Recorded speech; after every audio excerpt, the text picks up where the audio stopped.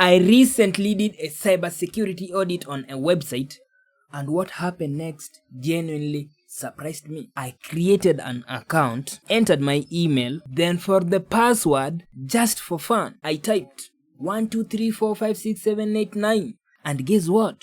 The website accepted it. No warning, no security alert, no rejection, nothing, nada. Just account successfully created. For some of you might be thinking, so what? That's user's fault. No, that's exactly the problem. And by the end of this video, you'll understand why allowing passwords like 1234567 blah blah blah is not a user mistake. It's a system design failure. And if you are a developer, starter, founder, UI designer, security engineer, or anyone building digital products, this video could save your users from getting hacked.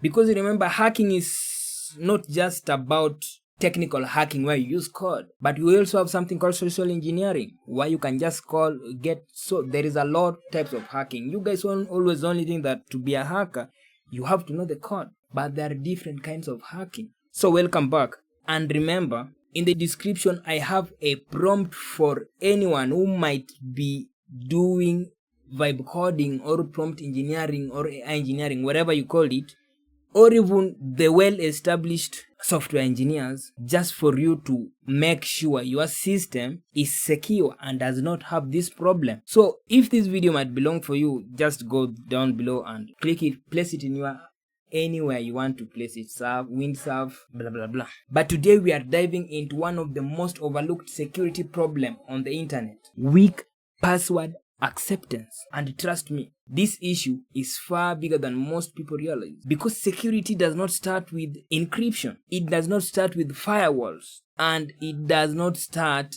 inside your database. Security starts the moment a user clicks create account. Let's be honest, if you give people the option to choose convenience over security, most people will choose convenience. That's the simple human nature. That's why year after year leaked password databases reveal the same password: 1234561, 123456789, password 123, QWERTY, admin 123, welcome. And here's the scary part: hackers know these. In fact, attackers often try these passwords first, not because they are sophisticated, but because they work millions of times every year.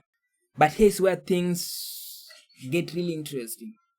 Even companies that spend thousands of dollars on cybersecurity can still fail at this basic step, and that's because many teams focus on backend security while completely ignoring the frontend. Let's talk about why that's dangerous. Imagine building a high security bank vault, steel walls, biometric scanners, 24-hour surveillance, armed guards, then installing a cardboard front door. That's exactly what happens when a website allows users to create passwords like 1234567 blah blah blah. You can have encrypted databases, secure cloud infrastructure, advanced monitoring, threat detection systems. But if users are allowed to create predictable passwords, attackers have already been given a shortcut. The strongest security systems don't just defend against hackers, they defend users from making dangerous choices because they're lazy. Let's look at how attackers actually operate. Most people imagine a hacker sitting in a dark room, typing random code. In reality, it is much simpler. Modern attacks are automated. A script can attempt thousands or even millions of passwords automatically. And guess which passwords are always included? The most common ones: 1234567, password, QWERTY, 123456789, admin, welcome, admin 123, because statistically somebody somewhere is using them or must be using them. And when websites allow these passwords, attackers don't need advanced skills, they just need patience. This is where I often disagree with some developers, because many of them say the backend will validate everything. That is true, but it misses a huge opportunity. The front end is the first security checkpoint. When users type a weak password, the system should immediately respond, not after submission, not after a breach, immediately. For example, weak password detected. This password appears in commonly breached password databases. Choose a stronger password. Now the user learns. Now the user improves. Now the system becomes safer. Because it's always these simple things. So what should happen instead? Step 1. Reject non-weak password. If someone enters 123456, if someone enters password, if someone enters QWERTY, if someone enters things like admin123, the system should instantly refuse them. No exceptions.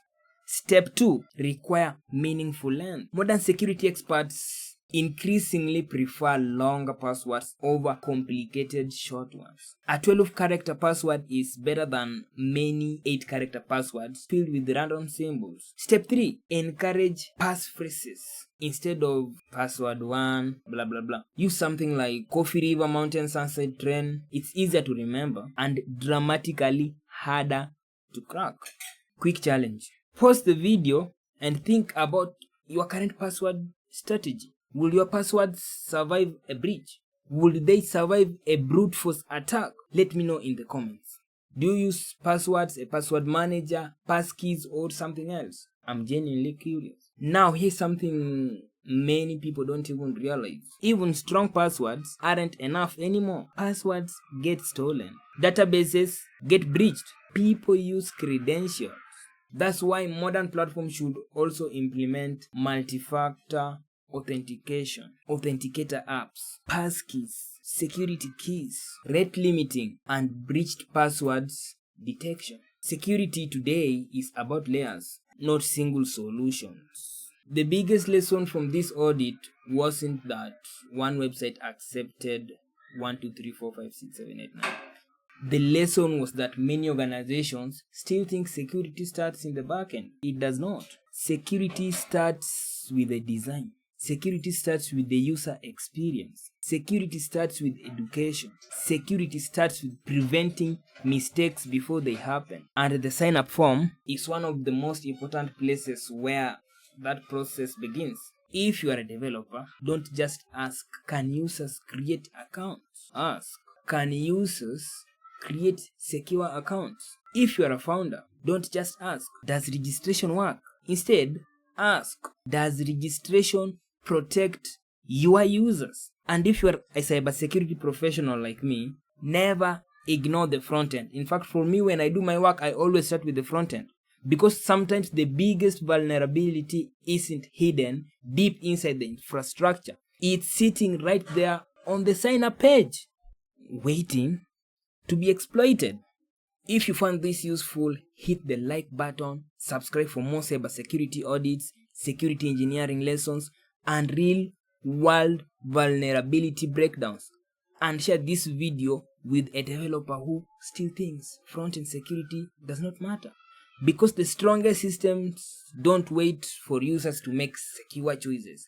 They help users make secure choices. Thank you for watching, and I'll see you in the next video.